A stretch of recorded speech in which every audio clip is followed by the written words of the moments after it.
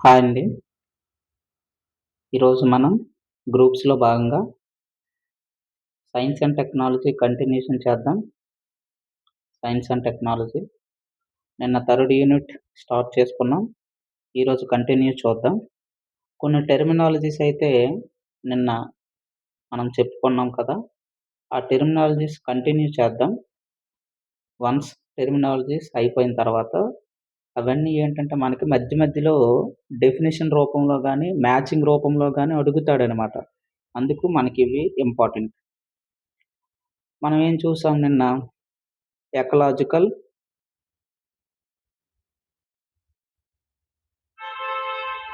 Ecological నీచే చూసాం. అలాగే ఎకోటోన్, ఎకోటోన్ గూడా చూసాం. అంతే కదా! ఏమేమి చూసాం?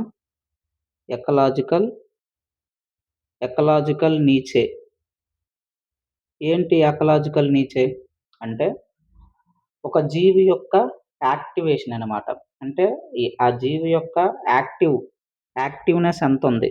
పార్టిసిపేషన్ రేట్ ఎంతుందనేది అది తెలియజేస్తుందనమాట. ఎకలాజికల్ నీచే అనేటటువంటిది. అదే మనకి ఎకటోన్ గూడా చెప్పుకున్నాం. ఏంటి ఎకటోన్? ఎకటోన్ అంటే మనకి 2 ఆవరణ వ్యవస్థలనమాట. 2 పెద్ద 2 పెద్ద ఆవరణ వ్యవస్థలని మనకి ఒకటి వేరు చేస్తుందనమాట. అటువంటి సిట్యుయేషన్ మనం ఏమంటాము? ఎకటోన్ అంటాం. దాన్ని మనం ఏమంటాం? ఎకటోన్ అంటాం. ఏంటి ఎకటోన్? ఎకటోన్ అంటే ఉదాహరణకి ఇక్కడ మనకి చిత్తడి లేదా వెట్లాండ్స్ అనేటటువంటి ఆవరణ వ్యవస్థ ఇక్కడ ఉంది. అదే ఇవతల సైడ్ మనకి మడ అడవులు అని చెప్పుకున్నాం. ఏదైనా అవ్వచ్చు. ఇదేనా ఎగ్జాంపుల్ కాదు మనకి మడ అడవులు. ఈ రెండిటిని వేరు చేస్తూ ఒక గట్టు ఇక్కడ ఉందనుకోండి. అప్పుడు దాన్నేమంటాం మనకి? దాన్ని ఎకటోన్ అని అంటామనమాట. అంటే 2 పెద్ద ఆవరణ వ్యవస్థలని విడగొట్టేటటువంటిది మనల్ని ఏమంటాం దాన్ని? ఎకటోన్ అని అంటాం. ఇంతవరకైతే మనం చెప్పుకున్నాం. అలాగే ఎకాలజీ అంటే ఏం చెప్పుకున్నాం. ఎకాలజీ అంటే మనకి జీవుల యొక్క పరిసరాలు, వాటి గురించి అధ్యయనం చేసే శాస్త్రాన్ని మనం ఎకాలజీ అనుకున్నాము. అలాగే ఎకాలజీ పదాన్ని మొట్టమొదట ఉపయోగించింది రీటర్ అని 1885లో. అలాగే 1886లో మనకి ఎకిల్ అని ఈ పదాన్ని ఉపయోగించారని చెప్పుకున్నాం. ఫాదర్ ఆఫ్ ఎకాలజీ ఎవరని చెప్పుకున్నాం? ఏజీ టాన్స్లీ అని ఈపో ఓడమ్ అని చెప్పుకున్నాం. ఇలా మనకి Indian ecology father of Indian ecology అంటే మనకి అది కూడా చెప్పుకున్నాం. మిశ్రా అనేసి. ఓకేనా? రామ్‌దేవ్ మిశ్రా. అయితే తరువాత మనం వచ్చేసరికి ఏంటంటే కొన్ని టెర్మినాలజీస్ ఇంపార్టెంట్. ఆ టెర్మినాలజీస్ ఒకసారి చూద్దాం. ఇంకా ఎక్కడెక్కడ ఏ టెర్మినల్స్ ఉన్నాయో అవన్నీ ఒకసారి మనకి important. Ecological ecological succession. Ecological succession. ఏంటి ఎకలాజికల్ సక్సెషన్ అంటే ఒక కొత్త జీవి వస్తుందనమాట. ఆల్రెడీ అక్కడ పాత జీవులు ఒక ఆవరణ వ్యవస్థలో ఉంటాయి. ఇక్కడ ఆల్రెడీ కొన్ని జీవులుంటాయనమాట. ఓకేనా? వాటి యొక్క ఆవరణ వ్యవస్థలో ఇవి ఉంటాయి. కానీ ఇంకొక కొత్త జీవి వచ్చి ఈ యొక్క ఆవరణ వ్యవస్థలో ఉన్న జీవులని తొక్కి వాటి యొక్క ఆవరణ వ్యవస్థని డెవలప్ చేసుకుంటాయనమాట. అటువంటి దాన్ని మనం ఏమంటాం? ఎకలాజికల్ సక్సెషన్ అంటామనమాట. లేదా ఎకలాజికల్ సక్సెసర్ అంటాం. సక్సెసర్ అంటే ఏటి? తర్వాత వచ్చేవారని. తర్వాత ఎవరొస్తున్నారిక్కడ? ఆల్రెడీ ఇక్కడ ఒక ఆవరణ వ్యవస్థ మనకుంది. ఈ ఆవరణ వ్యవస్థని ఇంకొక జీవొచ్చి దీన్ని డిస్టర్బ్ చేసి దీని యొక్క డామినేషన్ చూపిస్తుందనమాట. దాన్ని మనం ఏమంటాం? ఎకలాజికల్ సక్సెషన్ అని అంటామనమాట. ఉదాహరణకి నేనేమైనా ఒక హైడ్రార్క్ అని తీసుకున్నాను. హైడ్రార్క్. ఏంటి హైడ్రార్క్? హైడ్రా అంటే మనకేంటి? నీరు. అంటే నీటిలో ఏర్పడేది అని అర్థం. ఈ యొక్క ఆవరణ వ్యవస్థ ఎందులో ఉంటుంది మనకి? నీటిలో ఉంటుందనమాట. ఈ హైడ్రార్క్ అనేటటువంటిది జీవి. ఇదొక ఆవరణ వ్యవస్థ అనమాట. ఓకేనా? ఆల్రెడీ అక్కడ ఉంటుంది ఒక ఆవరణ వ్యవస్థ. ఆ ఆవరణ వ్యవస్థని ఇంకొక జీవొచ్చి దీనిలో ఏమవుతుంది డామినేషన్ చేస్తుంది. దాన్నే మనం ఏమంటాం? హైడ్రార్క్ అంటాం. అది ఏంటి? అది ఏ ఆవరణ వ్యవస్థ? నీటిలో తీసుకునే డామినేషన్ చేస్తే అది హైడ్రార్క్ అని అంటాం ఆవరణ వ్యవస్థ. మరి జీరార్క్ అంటాం. అదే హైడ్రా అంటే నీటిలో ఏర్పడే ఆవరణ వ్యవస్థ. మరి జీరార్క్ అంటే జీరార్క్ అన్నాం. ఇంతకుముందు మనం చూసాం. జీరో ఫైట్స్, ఫైట్స్ అంటే మొక్కలు, జీరో అంటే ఎడారి అని.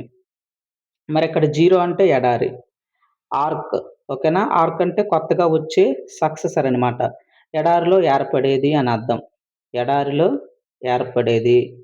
ఎడారిలో ఏర్పడేది. ఏంటి దీని అర్థం అంటే ఫస్ట్ ఏం ఎగ్జాంపుల్ చెప్పుకున్నాం? హైడ్రార్క్ చెప్పుకున్నాం. హైడ్రార్క్ అంటే ఇదంతా మనకు వాటర్ అనుకుంటే, ఈ వాటర్‌లో కొన్ని మొక్కలుంటాయి. కొత్తగా ఇంకొక మొక్కలు వచ్చి పుట్టి ఏం చేస్తాయి? ఈ ముందుగా ఉన్న మొక్కలన్నిటిని డామినేషన్ చేస్తాయన్నమాట. అలా అనమాట. అది హైడ్రార్క్ నీటిలో సంబంధించింది. మరి ఎడారులకు సంబంధించిందంటే జీరార్క్ అంటాం. ఇప్పుడు చెప్పుకున్నాం కదా! జీరార్క్. జీరార్క్ అంటే ఏంటి? ఎడారిలో ఏర్పడేవి. ఎడారిలో ఆల్రెడీ కొన్ని జీవరాశులు లేదా మొక్క జాతులుంటాయి. ఆ జాతుల్ని ఇంకొక జాతొచ్చి ఏం చేస్తది? డామినేషన్ చేస్తది. దాన్నేమన్నాం? ఎకలాజికల్ సక్సెషన్ అని అన్నామనమాట. ఓకేనండి. అలా అనమాట. అలాగే సామోసర్స్ ఓకేనా? సామోసర్స్ అంటే ఏంటి? సామో అంటే ఏం చెప్పుకున్నాం? ఇసుక. సామోసర్స్ అంటే ఇసుకలో అనమాట. ఇసుకలో ఏర్పడేవి. ఆల్రెడీ అక్కడ ఒక వ్యవస్థ ఉంది. ఇవి వెళ్లి అక్కడ ఏర్పరుస్తాయన్నమాట కొత్తగా. ఇసుకలో ఏర్పరుస్తాయి. అలాగే క్రయో అన్నాం. క్రయోసైట్స్ అన్నాం. క్రయోసైట్స్ అంటే ఏటి? మంచు. మంచులో ఉండేటటువంటి ఆవరణ వ్యవస్థ. క్రయోసియర్స్ అంటే క్రయోసియర్స్. క్రయోసియర్స్ అంటే మంచులో ఏర్పడేవనమాట. మంచులో ఏర్పడేవి. ఇలా మనం ఎకలాజికల్ సక్సెషన్ అనేటటువంటి మాటని, పదాన్ని మనం అర్థం చేసుకోవచ్చు. ఓకేనండి. ఇది దాని అర్థమనమాట. అయితే ఇంకా మరికొన్ని అర్థాలు తెలుసుకునే ముందు కాన్సెప్ట్‌లోకి వెళ్దాం. ఓకేనా? ఇప్పుడు మనకి ఫుడ్ చైన్ గురించి తెలుసుకోవాలి. కొన్ని బేసిక్స్ ఫుడ్ చైన్ గురించి. అంటే ఆహారపు గొలుసు అంటాం.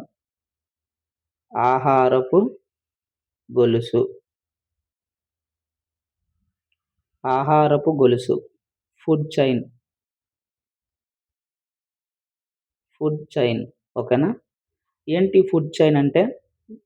వివిధ జీవుల మధ్య మనకి సంబంధాన్ని మనం ఎలా చూపిస్తామంటే, ఒక ఆహార రూపంలో రేఖాచిత్రం ద్వారా చూపిస్తామనమాట. ఆ చూపించినటువంటి రేఖాచిత్రాన్ని ఏమంటామంటే, ఆహారపు గొలుసు అని అంటామనమాట. ఉదాహరణకి ఏ అనేటటువంటి ఒక వ్యవస్థ ఉంది. ఓకేనా? అలాగే దాని నుంచి బి అనేటటువంటి వ్యవస్థ. అలా సి అనేటటువంటి వ్యవస్థ ఇలా మనకుందనుకోండి. ఓకేనా? ఇక్కడి నుంచి ఇక్కడికి మనం ఇదేమవుతుందిది? దీన్ని మనం ఏం చూపించొచ్చు? ఇది మనకి ఏ నుంచి బికి వెళ్తుంది. అంటే ఇది ఒక ఫుడ్ చైన్ అనమాట. ఇదంతా మనం చైన్ కింద చూపించుకోవచ్చు. అంటే ఒక లెవెల్ నుంచి ఇంకో లెవెల్‌కి మనకేమవుతుందిక్కడ ఆహారపు రూపంలో మనం తెలుపుతున్నామనమాట దీన్ని. జీవుల మధ్య సంబంధాన్ని తెలుపుతున్నాం. దీన్ని మనం ఏమంటాం దీన్ని? పోషక స్థాయి అంటాం దీన్ని. అంటే ట్రోఫిక్ లెవెల్ అని అంటామనమాట. ఓకేనండి. ఇది ట్రోఫిక్ లెవెల్ అని అంటాం. ఇది ఆహారపు గొలుసు అంటాం. మొదటగా మనం ఆహారపు గొలుసు తెలుసుకోవాలంటే అందులో ఏమేమి ఉంటాయి? అవి మనం ముందుగా తెలుసుకోవాలి. ఏమేమి ఉంటాయి అది మనకి ఇంపార్టెంట్. ఫస్ట్ మనం చూద్దాం. ఉదాహరణకు మనకి ఉత్పత్తిదారులు ముందుండాలి కదా! ఉత్పత్తిదారులు లేకుండా మనకి ఈ యొక్క ఆవరణ వ్యవస్థ అనేటటువంటిది మనకి నడదు. ఉత్పత్తిదారులుంటారు. మనకు తెలుసు ఉత్పత్తిదారులెవరు?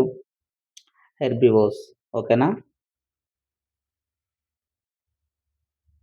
అలాగే మనకి ఆ తర్వాత ఆ ఉత్పత్తిదారులు ఎవరైతే ఉత్పత్తి చేస్తారో వాళ్ళని తినేవారనమాట. అంటే ప్రైమరీ కన్జ్యూమర్స్ ఉంటారు మొదటగా. అంటే ప్రాథమిక వినియోగదారులు ఉంటారు. ప్రాథమిక వినియోగదారులంటే ఉదాహరణ తీసుకుంటే మనం ముందు మొక్కలున్నాయి. మొక్కల్ని మనకి మేకలు తిన్నాయనుకోండి. అదేమవుతుంది? ఉత్పత్తి చేసిన దగ్గర మొదట ఎవరు తిన్నారు? మేక తిన్నది కాబట్టి ప్రైమరీ కన్జ్యూమర్ అవుతుంది. అలాగే కుందేలు గూడా తింటాయి కదా! అలాగే మానవుడు గూడా తింటాడు కదా మొక్కల్ని డైరెక్ట్‌గా.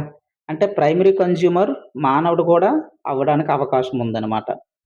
అలాగే ద్వితీయ కన్జ్యూమర్స్ అంటే ద్వితీయ వినియోగదారుడు. ద్వితీయ వినియోగదారుడు. ఈ ద్వితీయ వినియోగదారుడు ఎవరవ్వచ్చు? మానవుడవ్వచ్చు. అలాగే కప్ప గూడా అవ్వడానికి అవకాశం ఉంటుందనమాట. ఇవన్నీ ఎగ్జాంపుల్సు.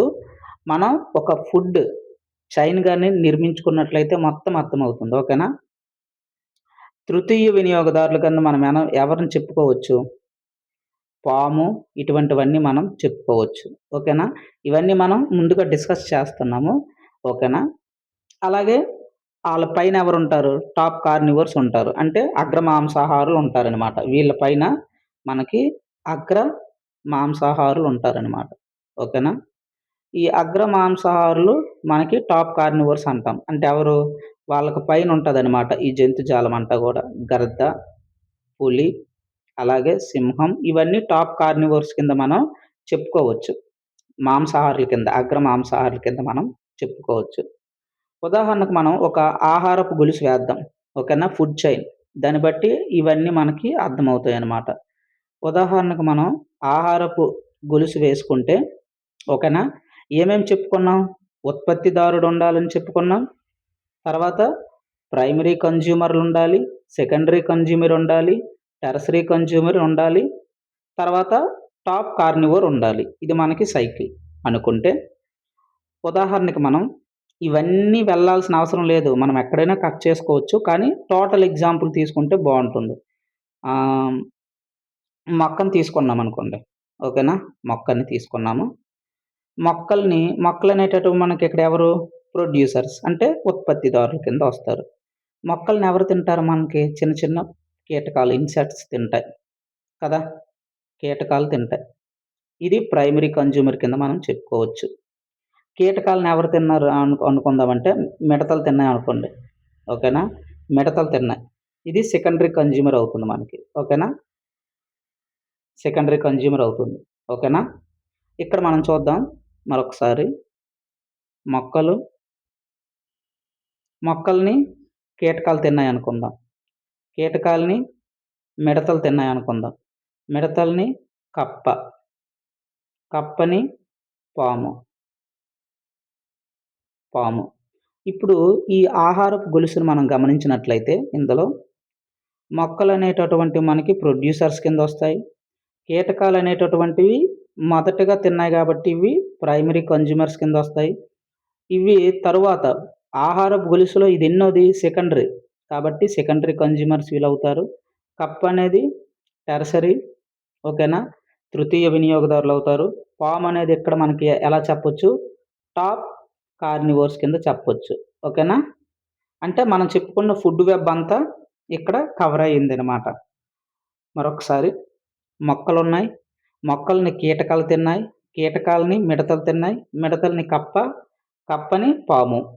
ఇలా మనకి ఫుడ్ వెబ్‌లో మనకి ఫుడ్ చైన్‌లో ఏమవుతుందంటే ఆహారపు గొలుసులో వీటి యొక్క భాగస్వామ్యం ఇలా ఉంటుందనమాట. ఇలా కాకుండా ఉదాహరణకి మనం ఇంకోలా తీసుకున్నామనుకోండి. మొక్క, మొక్కలు ఏవైనా ఉత్పత్తిదారులు వాళ్ళే. మొక్కల్ని మేక తిన్నదనుకోండి ఉదాహరణకి. మేకని ఎవరు తింటారు? మానవుడు తింటాడు కదా! మానవుడు. ఇప్పుడు మనకిక్కడేమవుతుంది? మొక్కలనేటటువంటివి ఉత్పత్తిదారులు అంటే ప్రొడ్యూసర్స్. ఇక్కడ మేకేంటి? మొదటగా తిన్నది. కాబట్టి ఇది ప్రైమరీ కన్జ్యూమర్ అవుతుంది. ఇక్కడ మానవుడు ఏటయ్యాడు? సెకండరీ కన్జ్యూమర్ అయ్యాడు. ఓకేనా? ఇక్కడ సెకండరీ కన్జ్యూమర్ అయ్యాడనమాట. ఇది ఒక ఆహారపు గొలుసుగా మనం చెప్పుకోవచ్చు. మొక్కల్ని మేక తిన్నది. మేకని మానవుడు తిన్నాడు. ఏదైనా అవ్వచ్చు.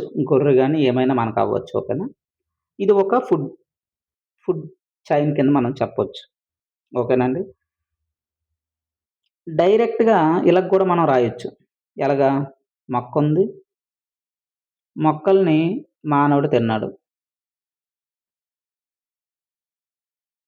ఇది ఏమవుతుంది? ప్రొడ్యూసర్ అవుతుంది. మొట్టమొదటిసారిగా ఎవరు తిన్నారు?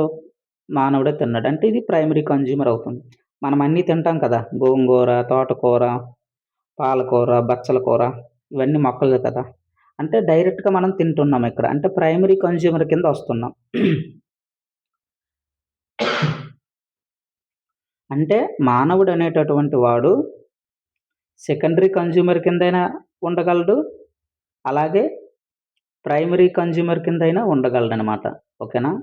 మానవుడనేటటువంటి వాడు మనకి సెకండరీ, ప్రైమరీ రెండిటి కింద మనకి ఉండడానికి అవకాశం ఉందనమాట. అది మనం ఇక్కడ అర్థం చేసుకోవాలి. దీన్ని బట్టి మనకేం అర్థమైంది? ఆహారపు గొలుసు ద్వారా మనం ఇప్పుడు ఇదంతా చూసాము. దీన్ని బట్టి మనకేం అర్థమవ్వాలి? ఇక్కడుంది మొక్క, అలాగే మేక, అలాగే మానవుడు. ఇక్కడేమవుతుంది? వివిధ జీవుల మధ్య మనమేం చేస్తన్నాం? సంబంధాన్ని తెలుపుతున్నాం. ఎలాగా? ఆహారపు రూపములో, ఆహారపు రూపంలో మనం రేఖాచిత్రం ద్వారా తెలుపుతున్నామనమాట. అందుకే దీన్నేమన్నాము? ఆహారపు గొలుసు అని అన్నాము. ఓకేనండి. ఆహారపు గొలుసు అని అన్నామనమాట. ఇది దాని మీనింగ్. ఇలా మనం గుర్తుంచుకోవాలనమాట.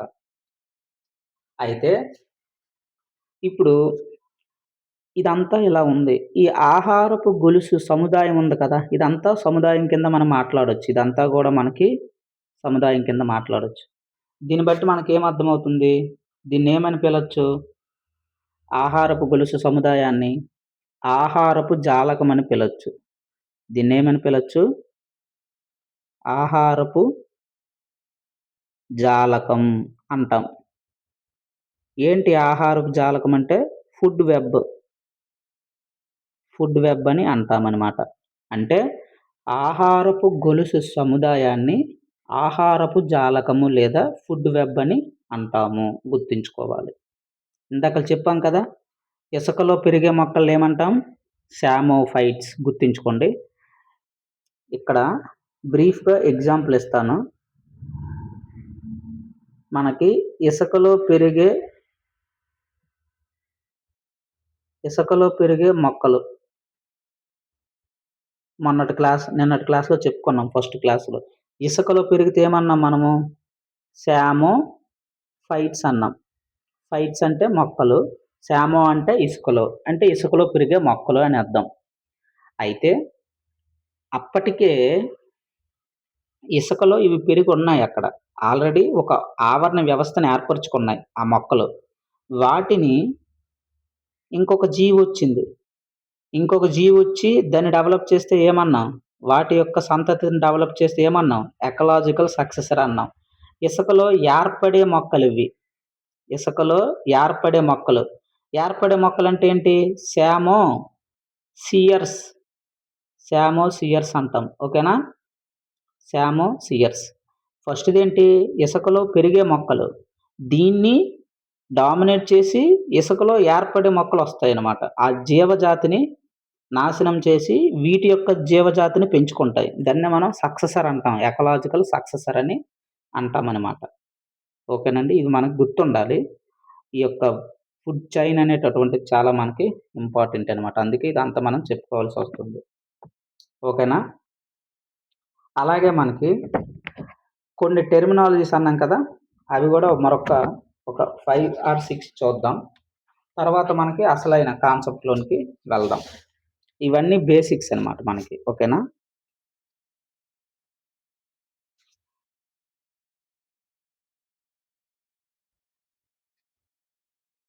ఇక్కడ మనం చూసుకుంటే బయోటా, బయోటా అంటాం. ఏంటి బయోటా అంటే ఒక నిర్దిష్ట ప్రదేశంలో ఒక నిర్దిష్ట ప్రదేశంలో ఓకేనా అండి? ఒక నిర్దిష్ట ప్రదేశంలో ఉండే మొక్కలు, అలాగే జంతువులు. దీన్ని మనం బయోటా అంటాం. ఇది ఒక ఆవరణ వ్యవస్థ కింద మనం చెప్పుకోవచ్చనమాట. ఒక నిర్దిష్ట ప్రదేశంలో ఉండే మొక్కలు మరియు జంతుజాలమును మనం బయోటా అని అంటాము. గుర్తుపెట్టుకోండి. అలాగే బయోస్టాన్సీ అంటాం. ఇంకొకటేటంటే బయోస్టాన్సీ. ఏంటి బయోస్టాన్సీ? అంటే ఒక నిర్దిష్ట ప్రదేశంలో ఉండే మొక్కలను మాత్రమే మనం బయోస్టాసీ అంటాం. బయో అంటే జీవులు, స్టాసీ అంటే మొక్కలు. అంటే ఒక నిర్దిష్ట ప్రాంతంలో మొక్కలు మాత్రమే ఉండేటటువంటి ఆవరణ వ్యవస్థను మనం బయోస్టాసీ అని అంటామనమాట. అది కూడా మనం గుర్తుంచుకోవాలి. అలాగే తరువాతదొచ్చేసి మనకి బయో అక్యుములేషన్ అంటాం. Bio accumulation. Bio accumulation. ఏంటి బయో అక్యుములేషన్ అంటే? బయో అక్యుములేషన్ అంటే ఇప్పుడు మనకి విష పదార్థాలనేటటువంటివి ఆహారపు గొలుసులోనికి ప్రవేశించడాన్ని మనం బయో అక్యుములేషన్ అంటామనమాట. ఉదాహరణకి మొక్కుంది. ఇక్కడ మొక్కుంది కదా! మొక్కుంది. మొక్కని కప్ప తిన్నది. కప్పని పాము తిన్నదనుకోండి. ఇప్పుడు ఏమన్నాం బయో అక్యుములేషన్ అంటే విష పదార్థాలనేటటువంటివి ఆహారపు గొలుసులోనికి, ఇది ఆహారపు గొలుసే కదా! విష పదార్థాలనేటటువంటివి ఆహారపు గొలుసులోనికి ప్రవేశించడాన్ని బయో అక్యుములేషన్ అంటాం. ఇక్కడ ఆ విష పదార్థాలు ఆహారపు గొలుసులోకి ప్రవేశించడం అంటే ఎవరిలోనికి ప్రవేశిస్తున్నాయి? ఇక్కడ మొక్కలోనికి ప్రవేశిస్తున్నాయని అర్థమనమాట. బయో అక్యుములేషన్, అక్యుములేషన్ అంటే అర్థం ఏంటంటే ఒక దగ్గర పోగు పడడం అనమాట. ఒక దగ్గర పోగు పడడం. లేదా ఒక దగ్గర ఎక్కువగా నిక్షిప్పించి ఉండడం అనమాట. దాన్ని అక్యుములేషన్ అంటాం. అక్యుములేట్ అంటే ఒక దగ్గరికి రావడం. అది మనకి ఎలా చెప్పొచ్చంటే బయో అక్యుములేషన్ కింద చెప్పొచ్చనమాట. బయో అక్యుములేషన్ అని అంటాం. తర్వాత మనకి బయో మ్యాగ్నిఫికేషన్ లేదా amplification. Bio magnification. Bio magnification లేదా యాంప్లిఫికేషన్ అని కూడా అంటాం దీన్ని. యాంప్లిఫికేషన్. ఏంటి ఈ బయో మ్యాగ్నిఫికేషన్ లేదా యాంప్లిఫికేషన్ అంటే విష పదార్థాలనేటటువంటివి ఒక పోషక స్థాయి నుంచి మరొక పోషక స్థాయిలోనికి ఈ విష పదార్థాలనేటటువంటివి సంచరిస్తాయన్నమాట. అంటే వ్యాప్తి చెందుతాయి. దాన్ని మనం బయో మ్యాగ్నిఫికేషన్ లేదా యాంప్లిఫికేషన్ అని అంటాం. ఏంటి దాని అర్థం? అంటే పోషక స్థాయి అంటే అర్థం ఏంటి? ఇక్కడ నేను ఒకటి ఏస్తాను. వేసి చెప్తాను. ఇదేంటి బయో యాంప్లిఫికేషన్ లేదా bio magnification. Bio magnification.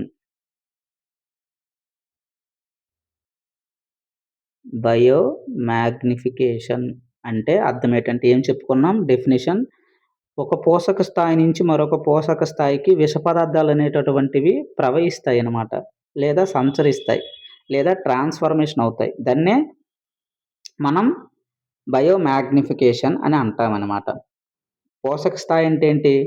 Food web చెప్పుకున్నాం కదా! ఉదాహరణకు మనకి మొక్కలున్నాయి. ఏదైనా యూనిట్ అంతా మొక్కలతోనే వెళ్తుంది. మొక్కలున్నాయి. ఇప్పుడు మొక్కలంటే ఉదాహరణకు మనకి గడ్డి అనుకోండి. ఓకేనా? మొక్కలంటే ఇక్కడ మనం గడ్డి తీసుకుందాం. మరి ఈ గడ్డిని ఆవు తిన్నదనుకోండి. గడ్డిని ఆవు తిన్నది. ఆవేంటి? పాలిస్తది. పాలు మానవుడు తాగాడనుకోండి. ఎవరు? మానవుడు. ఇప్పుడు ఈ మానవుడు బ్లడ్ శాంపుల్ గాని మనం చెక్ చేసినట్లయితే అంటే డీటీటీ అనేటటువంటిది మనకి ఒక మందనమాట. ఓకేనా? మొక్కలకు కొడతాం. డైక్లోరో డైఫెనైల్ ట్రైక్లోరో ఈథేన్ అని అంటాం. దాన్ని ఆ యొక్క మొక్కలు బాగా పెరగడానికి గాని, దేనికైనా మనం కొడతామనమాట. అలా మనకేంటి ఆ మొక్కల్ని ఎవరు తిన్నారు? అంటే గడ్డిని ఎవరు తిన్నారు? ఆవు తిన్నది. ఆవు ఏమిచ్చింది? పాలిచ్చింది. ఈ యొక్క డీటీటీ అనేటటువంటి ఈ యొక్క విష పదార్థము ప్రవహిస్తుంది ఇక్కడ మనకి. చూసారా? ఈ ఫుడ్ వెబ్‌లో ప్రవహిస్తుంది. ఇలా వెళ్తుంది. ఒక పోషక స్థాయి నుంచి ఇంకొక పోషక స్థాయికి వెళ్తుందిది. ఇందులో నుంచి ఇందులోకెళ్ళింది. గడ్డిలోనికెళ్ళింది. గడ్డి నుంచి ఆవులోకెళ్ళింది ఈ డీటీటీ. ఆవు పాలిచ్చింది. అందులో ఉంటది కదా! ఆ పాలు మానవుడు తాగాడు. మానవుడు బ్లడ్ శాంపుల్ గాని మనం చెక్ చేస్తే, ఈ బ్లడ్ శాంపుల్‌లో డీటీటీ కనిపించిందనమాట. ఈ డీటీటీ కనిపించింది. డైక్లోరో, డైఫెనైల్, ట్రైక్లోరో ఈథేన్ అంటాం ఈ డీటీటీని. అయితే ఇప్పుడు మనకు అర్థమైంది కదా! బయో మాగ్నిఫికేషన్ అంటే అర్థమేంటి? విష పదార్థాలనేటటువంటివి ఈ డీటీటీ అనేటటువంటిది ఒక పోషక స్థాయి నుంచి ఇంకొక పోషక స్థాయికి ప్రవహిస్తుందనమాట. సంచరిస్తుంది. గడ్డి నుంచి ఆవుకి, ఆవు నుంచి ఆవు పాలిస్తే, ఆ పాలు మానవుడు తాగితే మానవుడి బ్లడ్‌లో ఉంది. అంటే ఇదంతా స్టార్టింగ్ మొక్కలో ఉండిది ఇక్కడికి బ్లడ్‌లోకొచ్చిందా లేదా? సంచరించిందనమాట. దీన్నే మనం బయో మాగ్నిఫికేషన్ అని అంటాం. ఇంపార్టెంట్. బయో మాగ్నిఫికేషన్ అని అంటామనమాట. దీని గురించి ఒక ఆమె మనకి అమెరికాలో ఒక పెద్ద ఉద్యమమే చేసిందనమాట. చాలా పోరాటాలు చేశారనమాట. ఆమె ఎవరంటే ఎందుకంటే అప్పుడు విపరీతంగా వాడేసేవారనమాట మందులు. పెస్టిసైడ్స్ అనేటటువంటివి. ఆ బయో మాగ్నిఫికేషన్ ఈ యొక్క బయో మాగ్నిఫికేషన్ మీదే ఆమె ఒక గ్రంథం రాశారు. ఎవరంటే ఆమె రేచర్ కార్సన్. రేచర్ కార్సన్. ఈమె ఈ బయో మాగ్నిఫికేషన్ మీద లేదా యాంప్లిఫికేషన్ మీద ఒక బుక్ రాశారనమాట ఈమె. ఏంటా బుక్ అంటే 'సైలెంట్ స్ప్రింగ్'. 'Silent spring'. ఈమె పోరాటం కారణంగానే మనకి అమెరికాలో ఏటంటే ఈ డీటీటీని నిషేధించారనమాట. ఈ డీటీటీని ఈ యొక్క డీటీటీని మనం ఏం చేశారంటే ఆపిందనమాట. ఈమె పోరాటం కారణంగానే మనకిది ఆగింది. ఇలా మనకి ఈ terminologies important. Bio magnification, bio accumulation, biota, biostasy, అలాగే ఎకలాజికల్ సక్సెసర్, అలాగే స్టార్టింగ్ ఇవన్నీ చెప్పుకున్నాం. ఇవన్నీ ఒక్కసారి గుర్తుంచుకోవడానికి ట్రై చేయాలి. తర్వాత మనం మరికొన్ని చూద్దాం. Bio remediation. Bio remediation.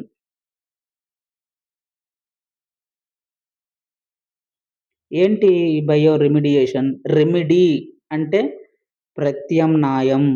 అంటే ఏదో ఒక తోవ చూపించాలనమాట. రెమెడీ ఉందా అని అడుగుతారు. ఇలా జరిగింది దీనికేమైనా సొల్యూషన్ ఉందా అని. అంటే రెమెడీ అంటే ప్రత్యామ్నాయం.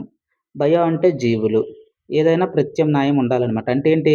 జీవులను ఉపయోగించి సూక్ష్మజీవులను గాని, మొక్కలను గాని, సూక్ష్మజీవులను గాని ఉపయోగించి విష పదార్థాలను, కలుషితాలను మనం తొలగించాలనమాట. విష పదార్థాలను, కలుషితాలను తొలగించేటటువంటి పద్ధతినే బయో రెమిడియేషన్ అంటాం. ఏంటి? మరొకసారి మొక్కలను గాని, సూక్ష్మజీవులను గాని ఉపయోగించి విషపూరితమైనటువంటి పదార్థాలను, కలుషితమైన పదార్థాలను తొలగించే పద్ధతినే బయో రెమిడియేషన్ అని అంటాం. ఉదాహరణకు ఒకసారి చూద్దాం ఒక ఎగ్జాంపుల్. మనకి సముద్ర ప్రాంతంలో మనకి ఎప్పుడూ గూడా షిప్పులనేటటువంటివి తిరుగుతుంటాయి. ఈ షిప్స్‌లో మనకి కంటైనర్స్‌లో ఒక్కోసారి ఏటంటే చమురు ఏమైనా లీకేజ్ అవ్వడానికి అవకాశం ఉంటుంది కదా! ఈ ప్రాంతంలో మనకు లీకేజ్ అయితే, ఈ సముద్ర ప్రాంతంలో మనకు లీకేజ్ అయిందనుకోండి ఏమవుతుంది? ఆ చమురంతా ఇక్కడ ఒలిగిపోతుంది. మొన్న ఇరాన్, ఇజ్రాయిల్, అమెరికా చాలా జరుగుతున్నాయి కదా! ఈ యొక్క వార్ సిట్యుయేషన్ అనేటటువంటిది. ఇందులో మనకి చమురు ట్యాంకులు చాలా బయటకొచ్చేసాయన్నమాట లీకేజ్ అయ్యి. ఇప్పుడేమవుతుంది ఈ చమురంతా మనకి ఇక్కడంతా పైన ఒక తట్టులాగా ఒక చమురు తట్టు అంటాం. చమురు తెట్టు అంటాం. పైన మొత్తం ఫార్మేషన్ అయిపోతుందనమాట. సముద్రం పైనంతా ఒక 2, 3 ఇంచుల్లాగా ఫార్మేషన్ అయిపోతుంది. దీన్ని బట్టి మనకి ఏమవుతుంది, ఈ లోపల మనకి జీవరాశులుంటాయి కదా! సముద్రంలో ఉండే జీవరాశులు చేపలవ్వచ్చు, తదితర జీవరాశులన్నిటికి కూడా మనకి ఆక్సిజన్ అనేటటువంటిది అందదు. ఎందుకు? ఈ పైన ఈ చమురు తట్టు ఉంది గాబట్టి. అందుకే ఆక్సిజన్ అందకపోతే మనకేమవుతంది? ఈ జీవులనేటటువంటివి చనిపోతాయి. ఈ జీవులు చనిపోతాయనమాట. ఎందుకు చనిపోతాయి? ఆక్సిజన్ అందక. ఎందుకు ఆక్సిజన్ అందదు? ఈ చమురు తట్టు ఇక్కడ ఉండడం వల్ల మనకి అందదనమాట.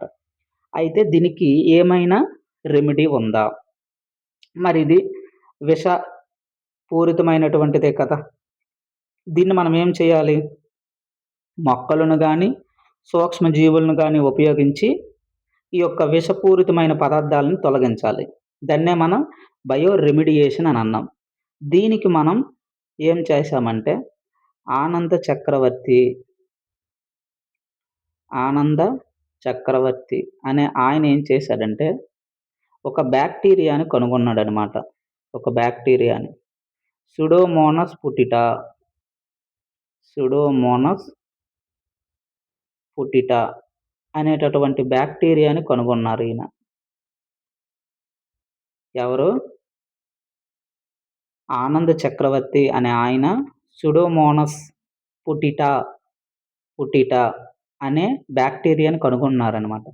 ఈ బ్యాక్టీరియా ఏం చేస్తదంటే, ఈ బ్యాక్టీరియాని ఎప్పుడైతే మనం ఈ యొక్క సముద్రం పైకి మనం పంపిస్తామో, ఈ చమురు తొట్టి పైకి పంపిస్తామో, ఈ బ్యాక్టీరియా ఈ యొక్క చమురు తొట్టిని తినేస్తుందనమాట. మెల్లమెల్లగా తినేస్తుంది. తద్వారా ఏమైంది? మనం సముద్ర జీవరాశులకి విముక్తి కల్పించినట్టే. ఇక్కడ మనం ఏం చేసాం? సూక్ష్మజీవిని ఉపయోగించి విషపూరితమైన పదార్థాలని తొలగించాం. దాన్నే బయో రెమిడియేషన్ అన్నాం. అది దానర్థం. అలాగే మొక్కల్లో తీసుకుంటే చాలా రకాలైన ఈ బయో రెమిడియేషన్ ప్రాసెస్‌లు జరుగుతాయనమాట. ఇదే అర్థాలని ఇంతవరకు చెప్పుకున్న అర్థాలనే మొక్కలకి అన్వయించొచ్చు, జంతువులకి అన్వయించొచ్చు. ఈ భూ ప్రపంచం పైన ఉన్న అన్ని జీవరాశులకి మనం అన్వయించుకోవచ్చనమాట. ఉదాహరణకి మనం ఫైటో అన్నాం. ఫైటో అనగానే మనకేం గుర్తు రావాలి? ఫైటో అనగానే మొక్క అని గుర్తు రావాలి. ఫైటో ఎక్యుములేషన్ అన్నాం. ఫైటో ఎక్యుములేషన్ అన్నాం. అనగానే మనకేం గుర్తు రావాలి? ఎక్యుములేషన్ అంటే ఏటి? విష పదార్థాలన్నీ ఒక దగ్గర పోగు పడిపోవడం అనమాట. అంతే కదా! ఇది మనకి మొక్క తీసుకున్నామనుకోండి. ఈ మొక్కలో ఇది వేరు భూమి లోపల ఉంటుంది. అయితే ఇక్కడ మనకి విషపూరితాలన్నీ ఇక్కడ పోగు పడతాయి. ఉదాహరణ మనకి నికెల్, క్రోమియం, కాడ్మియం ఇవన్నీ ఏంటి? మూలకాలు. ఇవే మూలకాలు? కలుషితమైన మూలకాలు. అంతే కదా! ఇవి మంచివి కాదు. హానికరమనమాట.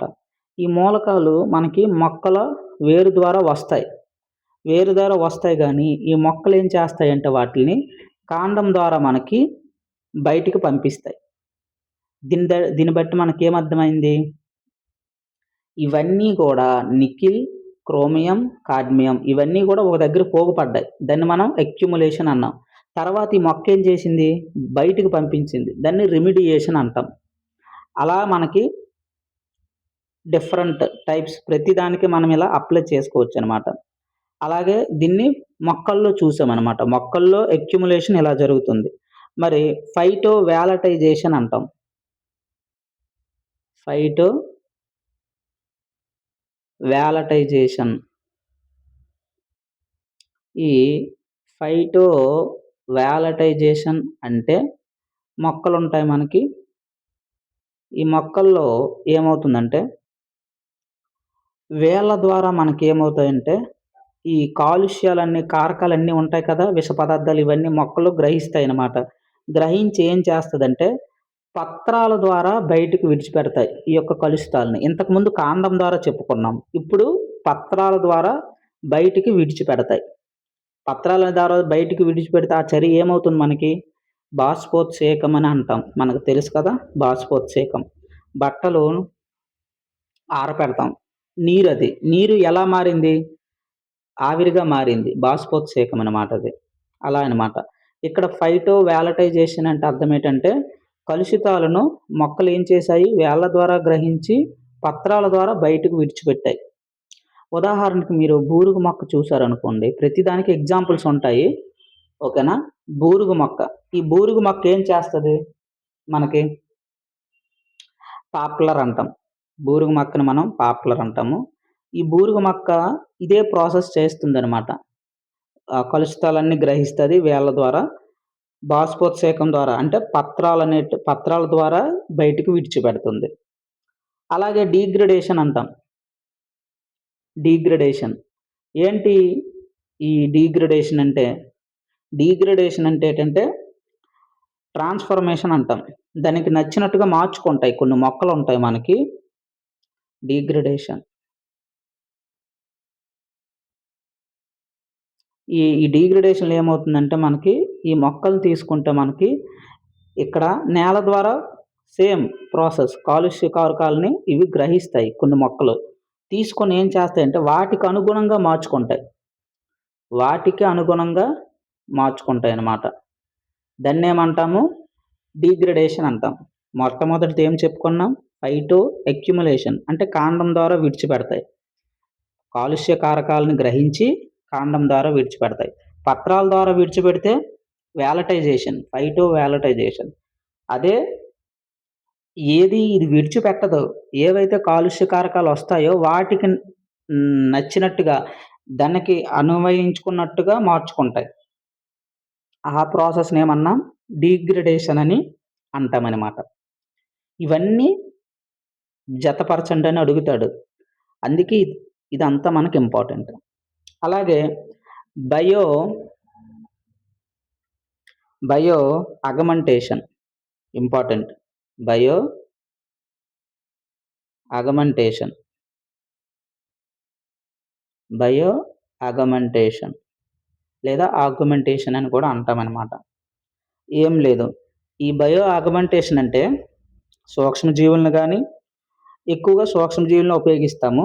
సూక్ష్మజీవుల్ని మనం ఉపయోగించి ఓకేనండి.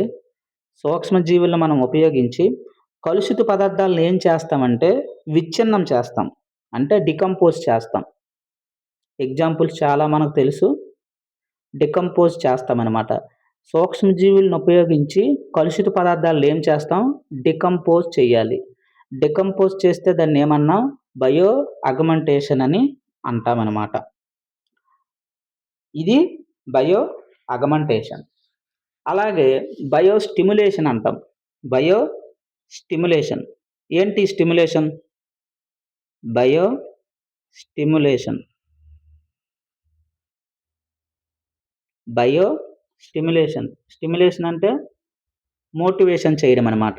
స్టిమ్యులేషన్ అంటే మోటివేషన్. మోటివేషన్ మనకు కావాలి కదా!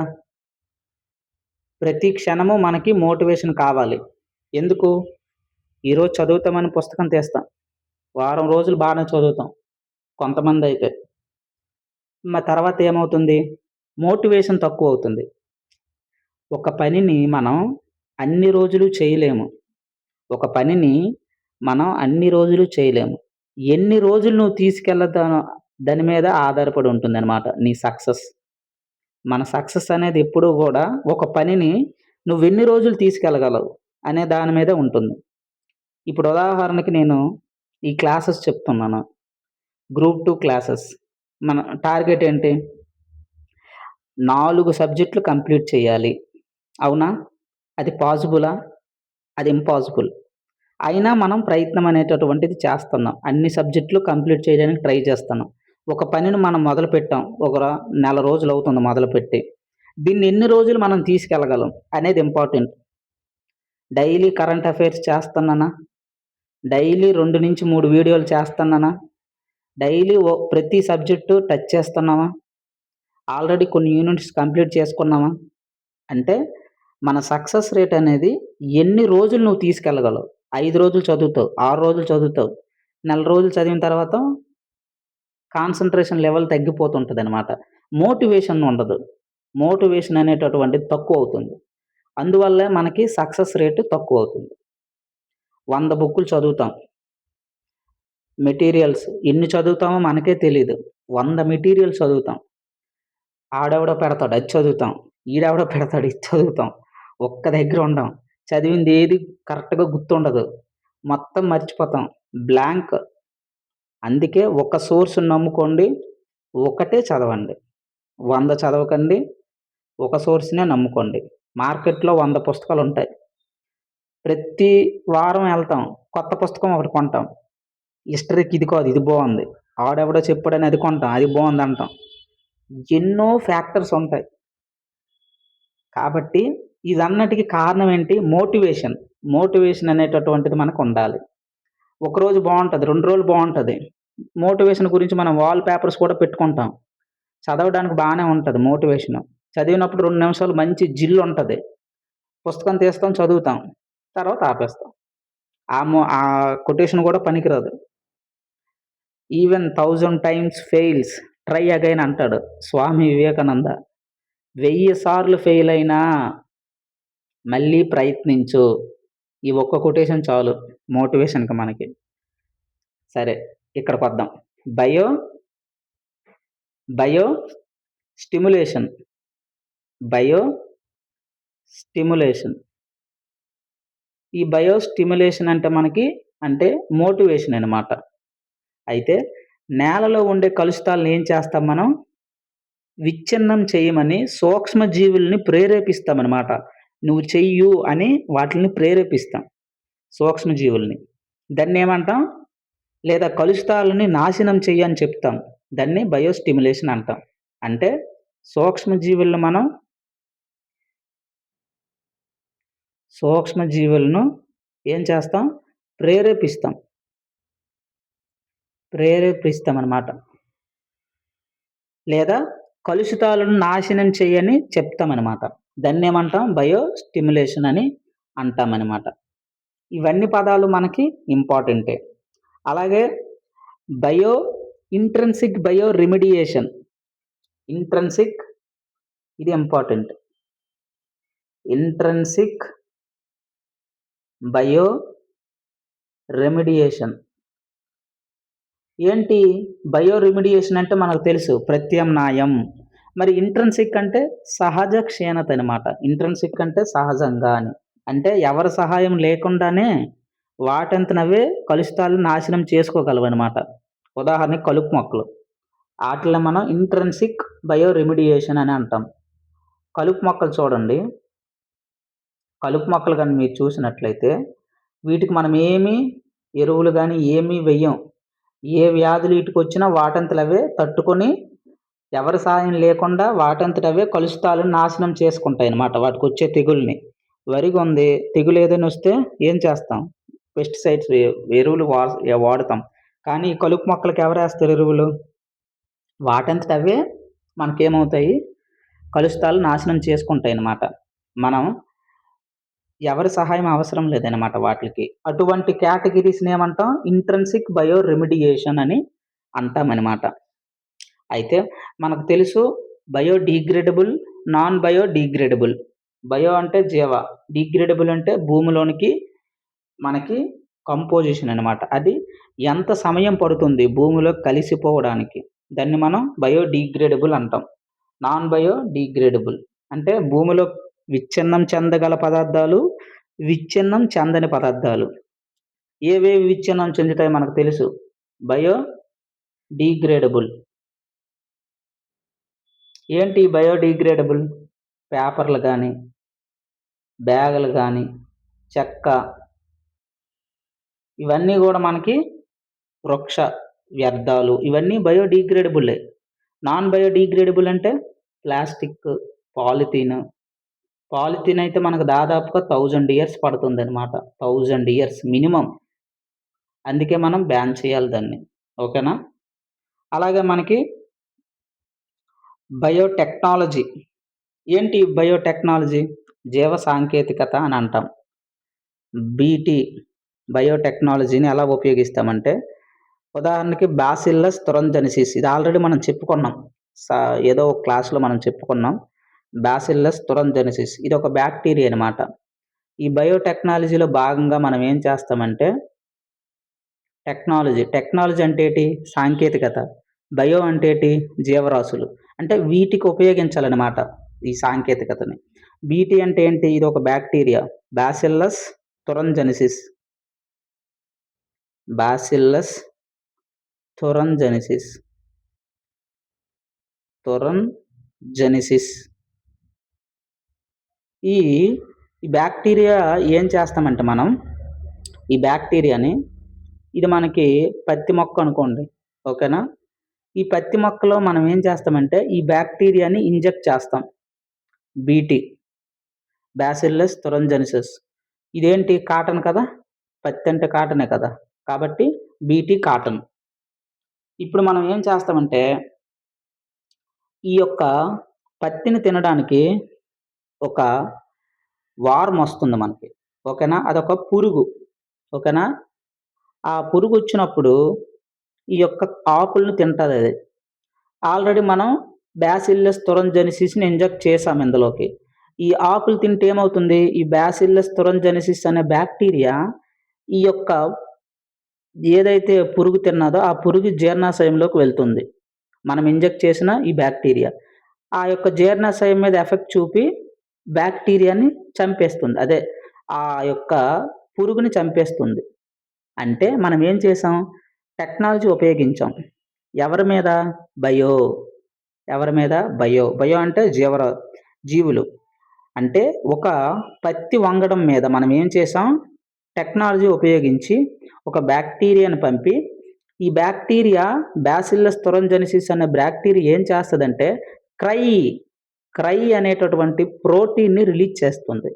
ఈ ప్రోటీను ఎప్పుడైతే ఈ పురుగొచ్చి తింటాదో అందులో రిలీజ్ అవుతుంది. అది చనిపోతుంది. తద్వారా మనకు పత్తి పంట దిగుబడొస్తుంది. ఇదే బయోటెక్నాలజీ అంటాం. ఒక్కొక్క దానికి ఎన్నో ఎగ్జాంపుల్స్ ఉంటాయి. ఓకేనా? అలాగే బయోటెక్నాలజీ, అలాగే బయోకెమిస్ట్రీ మందుల తయారీ, అలాగే బయోమెట్రీ జీవగణితం, అలాగే సోషియాలజీ అంటే సోషల్‌కి సంబంధించింది. అలాగే బయోగ్యాస్ ఎన్నో ఉంటాయి. ఇలా ఇవన్నీ గూడా మనకి టెక్నాలజీస్. బయో, బయో, బయో అంతా గూడా ఎకాలజీలోని భాగమే. తర్వాత ఇందులోనే మనకి బయోడైవర్సిటీ తర్వాతొస్తుంది. మన లెసన్ యొక్క పేరు యూనిట్ 3 పేరిదే. Ecology and biodiversity. ఇంతవరకి బయో ఎన్నో చెప్పుకున్నాం. డైవర్సిటీ వైవిధ్యం. వైవిధ్యం అంటే ఏంటి?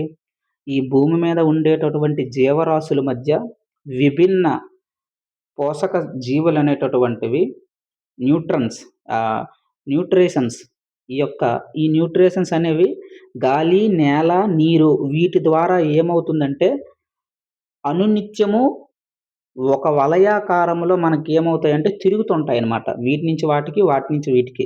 దీన్నే మనం డైవర్సిటీ వైవిధ్యం అంటామనమాట. ఒక్కొక్క జీవజాతి ఒక్కొక్కలా ఉంటుందనమాట. భారతదేశంలో జీవ వైవిధ్యం ఒకలా ఉంటుంది. ఆఫ్రికాలో ఒకలా ఉంటుంది. దీన్ని మనం డైవర్సిటీ అంటాం. ఇలా ఇంతవరకు మనం ఏం చెప్పుకున్నాం? టెర్మినాలజీస్ చెప్పుకున్నాం. టర్మ్స్. ఈ టర్మ్స్ అన్నీ కూడా మ్యాచింగ్ అడుగుతాడు. Bio magnification, bio remediation, bio accumulation ఇలా మనకి లెఫ్ట్ సైడ్ ఇస్తాడు. రైట్ సైడ్ వాటి యొక్క అప్లికేషన్‌లు ఇస్తాడు. అయిపోయినాం. కాబట్టి జాగ్రత్తగా ఈ టెర్మినాలజీస్ అన్నీ మనం గుర్తుంచుకోవాలి. ఇంకా లెసన్‌లోకి ఎంటర్ అవ్వలేదు ఇంకా. ఈ యొక్క వలయాలు ఇంకా స్టార్ట్ అవ్వలేదు. నెక్స్ట్ క్లాస్‌లో చూద్దాం. ఓకేనండి.